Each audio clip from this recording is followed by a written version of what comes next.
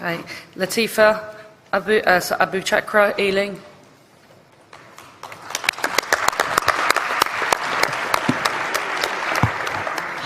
President, Conference, my name is Latifa Abu Chakra. I'm a first-time delegate and a first-time speaker. Thank you.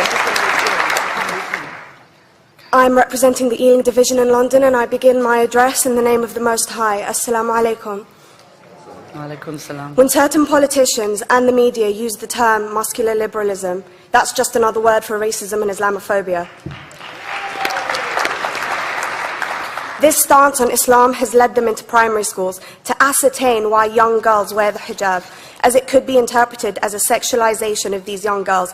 I say shame on Ofsted for victimizing young girls, for choosing to wear religious articles of clothing. There is no such measure made for other religions or other articles of religious wear. This stance has other ramifications. It signals to the British public and emboldens groups such as EDL, BNP and other fascist and racist groups that women are oppressed by Islam, are made insubordinate to the men that supposedly force them to wear it, and that it is the job of the British state to liberate us. We reject this imperialistic saviour thinking.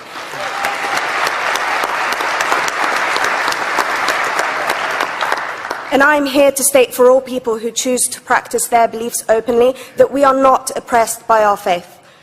Islam is not one homogeneous block. There are Muslim women who do not wear the hijab, and that is their interpretation of their faith.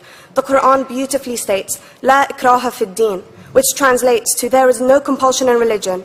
My faith has given me the right to choose 1,400 years before the Universal Declaration of Human Rights told me I could. A fun fact for you, conference. My dad didn't want me to wear the hijab. I chose to. Those of faith, thank you. Those of faith should have the right to choose to wear their articles of faith. Sikhs wearing the turban, Jews wearing the kippah, or Christians wearing the crucifix.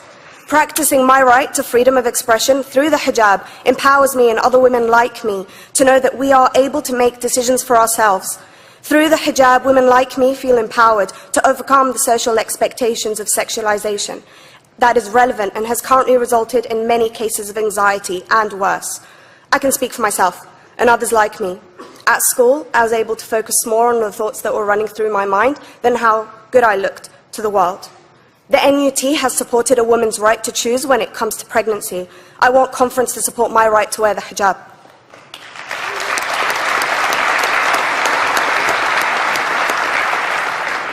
How I choose to practice my faith is clearly displayed for all to see. This makes me the target of hate crime. The level of racist attacks on Muslim women is disproportionate to any other oppressed group in British society because we are an easy target. This decision by Ofsted has ramifications beyond the school gates and must be seen in the context of increased attacks on the Muslim community and perpetuates the outdated notion that Muslim women are the victims. I was on a trip last year to Hampton Court with my Year 7s, where a man felt comfortable to call me a terrorist.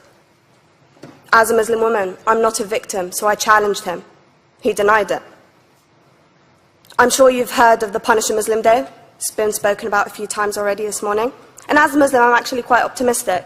They're trying to limit it to one day. That's 364 less than normal.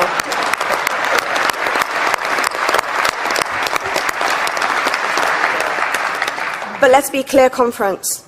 Islamophobia and other forms of racism affects non-Muslims too. If we don't challenge this stance as a collective, we may turn into a society like France, where women are forced by the law to choose between their faith and their education, their faith and their right to work in the public sector, their faith and their right to enjoy a day out by the seaside with their families. I want to end by stating that I came to this country as an 8-year-old refugee. We are Palestinians, forced out of our land in 1948. We lived in third world conditions, similar to those in Calais for 60 years. Here, I received the support I needed to study law at university and become a secondary school citizenship and PSHE teacher, and a school rep. An injury to one is an injury to all, and I want to thank the Union for its stance on all oppressed groups, in particular mine, Palestine. Thank you, conference. Thank you, Latifa.